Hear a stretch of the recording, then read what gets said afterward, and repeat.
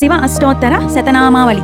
మహాశివుని యొక్క 108 పేర్లు. ఓం శివాయ నమః, ఓం మహేశ్వరాయ నమః, ఓం శంభవే నమః, ఓం పీనాకినే నమః, ఓం శిశిరేకరాయ నమః, ఓం వామదేవాయ నమః, ఓం విరూపాక్షాయ నమః, ఓం కపర్దినే నమః, ఓం నీలలోహితాయ నమః, ఓం శంకరాయ నమః, ఓం శూలపాణయే నమః, ఓం ఖట్వాంగినే నమః, ఓం విష్ణువల్లభాయ నమః, ఓం సిపివిష్టాయ నమః, ఓం అంబికానాథాయ నమః, ఓం శ్రీకంఠాయ నమః, ఓం భక్తవత్సలాయ నమః, ఓం భవాయ నమః, ఓం సర్వాయ నమః,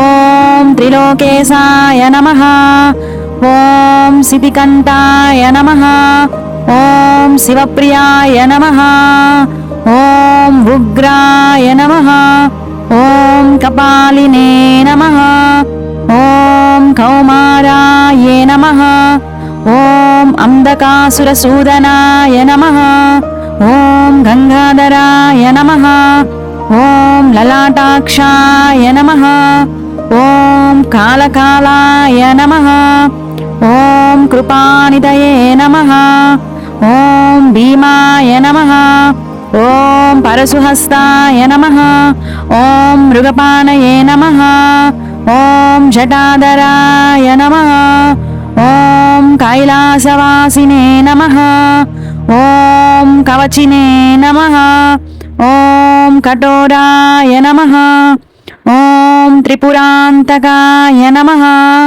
ఓం వృషాంకాయ నమః, ఓం వృషభారుడాయ నమః, ఓం భస్మోద్ధూళిత విగ్రహాయ నమః, ఓం సామప్రియాయ నమః, ఓం స్వరమయాయ నమః, ఓం త్రయీమూర్తయే నమః, ఓం అనీశ్వరాయ నమః, ఓం సర్వజ్ఞాయ నమః, ఓం పరమాత్మనే నమః, ఓం సోమసూర్యాగ్నిలోచనాయ నమః, ఓం హవిషే నమః, ఓం యజ్ఞమయాయ నమః, ఓం సోమాయ నమః, ఓం పంచభక్తాయ నమః, ఓం సదాశివాయ నమః, ఓం విశ్వేశ్వరాయ నమః, ఓం వీరభద్రాయ నమః, ఓం గణనాథాయ నమః, ఓం ప్రజాపతయే నమః, ఓం హిరణ్యరేతసే నమః, ఓం దుర్దర్శాయ నమః, ఓం గిరీశాయ నమః, ఓం గిరిశాయ నమః, ఓం అనగాయ నమః, ఓం భుజంగభూషణాయ నమః, ఓం భర్గాయ నమః, ఓం గిరిధన్వనే నమః, ఓం గిరిప్రియాయ నమః, ఓం కృత్తివాససే నమః, ఓం పురారాతయే నమః, ఓం భగవతే నమః, ఓం ప్రమదాధిపాయ నమః, ఓం మృత్యుంజయాయ నమః, ఓం సూక్ష్మతనవే నమః, ఓం జగద్వాపినే నమః, ఓం జగద్గురువే నమః, ఓం వ్యోమకేశాయ నమః,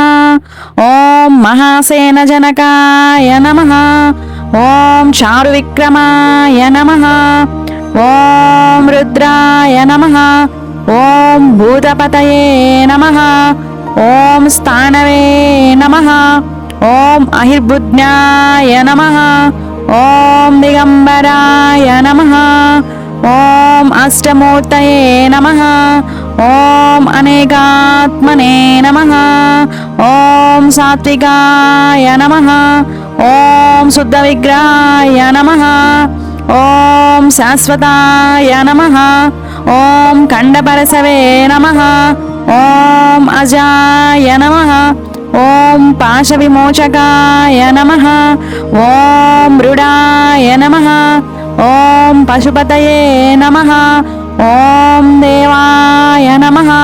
ఓం మహాదేవాయ నమః. ఓం అవ్యయాయ నమః. ఓం హరయే నమః. ఓం పూషదంతవిదే నమః. ఓం అవ్యగ్రాయ నమః. ఓం దక్షాధ్వరహరాయ నమః. ఓం హరాయ నమః. ఓం భగనేత్రవిదే నమః. ఓం అవ్యక్తాయ నమః. ఓం సహస్రాక్షాయ నమః. ఓం సహస్రపదే నమః. ఓం అపవర్గప్రదాయ నమః. ఓం అనంతాయ నమః. ఓం తారకాయ నమః. ఓం పరమేశ్వరాయ నమః. ఇది శ్రీ శివ అష్టోత్తర శతనామవళి సమాప్తః.